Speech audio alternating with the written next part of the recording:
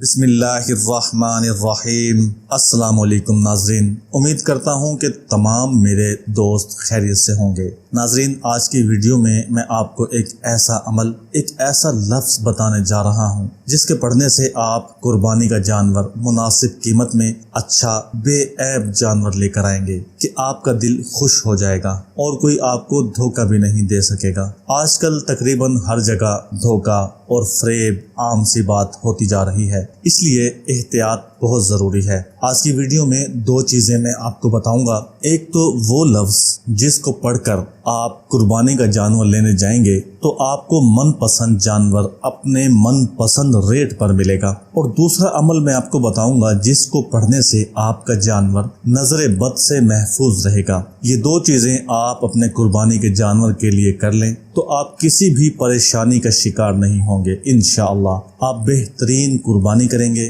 پہلے میں آپ کو وہ عمل بتا دوں جس کی مدد سے آپ ایک اچھا جانور لے کر آ سکتے ہیں۔ جیسا کہ آپ کو پتہ ہے کہ جیسے جیسے عید کا دن قریب آ رہا ہے، منڈی میں رش بڑھنا شروع ہو گیا ہے، اور اسی رش سے فائدہ اٹھا کر کچھ لوگ ان لوگوں کی جیبیں کاٹ لیتے ہیں جو بیچارے قربانی کا جانور خریدنے آتے ہیں۔ ایسے لوگوں سے بھی ہوشیار رہنا بہت ضروری ہے، اور یہ جو لفظ میں آپ کو آج بتاؤں گا اس کو پڑھنے سے انشاءاللہ آپ جیب قطروں سے بھی محفوظ رہیں گے۔ آپ میں سے کچھ لوگوں نے تو قربانی کا جانور خرید لیا ہوگا اور کچھ لوگوں نے ابھی خریدنا ہوگا۔ تو آج جو عمل میں آپ کو وظیفہ جو بتانے لگا ہوں، جس کو پڑھنے کے بعد جب آپ منڈی میں داخل ہوں گے، بعض اوقات آپ ایسی سچویشن میں ہوتے ہیں کہ آپ موقع پر کچھ بھی نہیں پڑھ سکتے، تو بہتر ہے کہ آپ گھر سے نکلتے ہی پڑھنا شروع کر دیں، اور جہاں تک ممکن ہو سکے اس لفظ کو پڑھیں۔ تو اب میں آپ کو بتاتا ہوں کہ آپ نے وہ ایک چھوٹا سا لفظ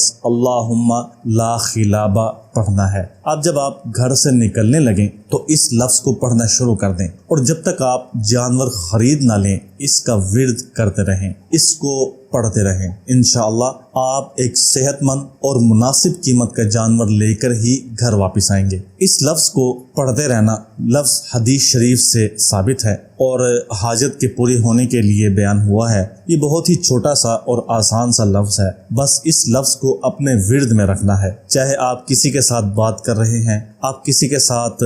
ریٹ طے کر رہے ہیں، جیسے ہی آپ بات کر کے فری ہوں آپ نے اس لفظ کو پڑھنا شروع کر دینا ہے، کیونکہ جب آپ قربانی کا جانور خریدنے کے لیے جاتے ہیں تو آپ کو بیوپاریوں کے ساتھ بھی بات کرنا پڑتی ہے، اس جانور کے بارے میں پوچھنا بھی پڑتا ہے کہ وہ اس کے ساتھ کیسا رویہ کرتے تھے، کیا چیز کھلاتے تھے۔ اس دوران ہو سکتا ہے کہ آپ کے ذہن سے یہ الفاظ نکل جائے، لیکن جیسے ہی آپ کو یاد آ جائے آپ نے فوراً پڑھنا شروع کر دینا ہے، اور انشاءاللہ آپ دیکھیں گے اس عمل کی برکت سے، اس عمل کو پڑھتے رہنے کی برکت سے، اس عمل کو ورد میں رکھنے کی برکت سے آپ شاندار اور بہت ہی خوبصورت جانور قربانی کے لیے اس بار گھر لے کر آئیں گے۔ اور بعض اوقات ایسا ہوتا ہے کہ پہلے جب آپ قربانی کے جانور لے کر آتے ہیں تو اس کی خامیوں کے بارے میں آپ کو بیوپاری نہیں بتاتے، اور وہ خامیاں آپ کو گھر آ کر ہی پتہ چلتی ہیں، اور پھر سوائے صبر کے کوئی اور چارہ نہیں ہوتا کہ جس خوبصورتی کی وجہ سے آپ قربانی کا جانور لے کر آئے تھے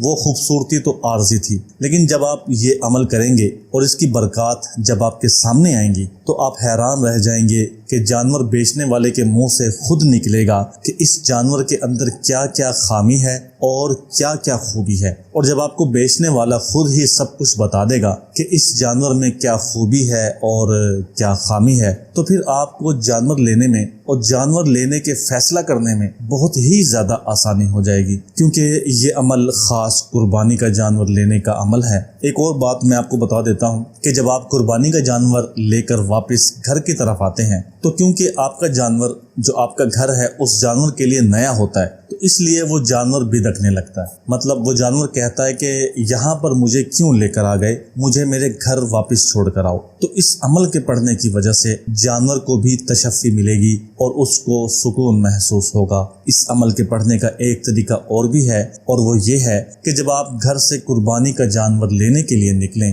تو گھر میں آپ خواتین کو بھی یہ کہہ سکتے ہیں کہ اس لفظ کا ورد شروع کر دیں، کیونکہ بعض اوقات ایسا ہوتا ہے کہ آپ کے ذہن سے نکل جاتا ہے اور آپ قربانی کا جانور لینے کے چکر میں اتنا مصروف ہو جاتے ہیں کہ آپ اس لفظ کا ورد کرنا بھول جاتے ہیں۔ تو جب آپ گھر میں خواتین کو اس لفظ کا پڑھنے کا کہیں گے تو پھر آپ بے شک پڑھیں یا نہ پڑھیں، اس لفظ کی برکات آپ کو ملتی رہیں گی۔ یہ تو تھا اچھی اور صحت مند قربانی لینے کا عمل۔ اب میں آپ کو نظر بد سے بچنے کا عمل بتاتا ہوں۔ نظر بد صرف انسانوں میں ہی نہیں ہوتی ہے بلکہ جانوروں میں بھی نظر بد ہوتی ہے، کیونکہ قربانی کا جانور ہر انسان دیکھتا ہے، اور خاص طور پر جب قربانی کا جانور گھر کے سامنے آتا ہے تو ہر انسان دیکھنے کے لیے آتا ہے، تو انسانوں کے اندر ہی حاسدین بھی موجود ہوتے ہیں جن کی نظر لگنے کا بہت زیادہ چانس ہوتا ہے۔ تو ایسے میں اگر آپ اللہ تعالیٰ کے ایک اسم مبارک کی تسبیح کر لیں گے تو انشاءاللہ